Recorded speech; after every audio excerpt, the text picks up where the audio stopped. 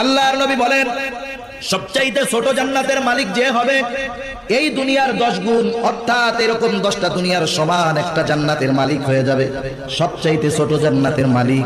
এখন বুঝতে হবে মা ও বোন, তোমাকে ঈমান আগে রক্ষা করতে হবে।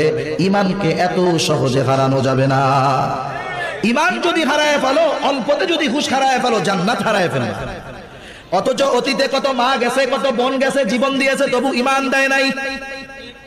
ফেরাউনের একজন দাসী ছিল, দাসী ঈমান নসিব হয়ে গেছে, আল্লাহ তাআলার প্রতি বিশ্বাস স্থাপন করে ফেলছে। এই দাসীর ঈমানের খবর ফেরাউনের কাছে চলে গেল। ফেরাউন জেনে গেল ফেরাউনের দাসীটা ঈমানদার হয়ে গেছে। ফেরাউন বারবার বলে, ও দাসী, ঈমান বাদ দাও, আমাকে খোদা বলে মানো, যদি না মানো মৃত্যু হয়ে যাবে, বাঁচতে পারবা না, আমাকে খোদা বলে মানো। ঈমানের কত পাওয়ার একটা বোন, কত পাওয়ার ঈমানের। ঈমান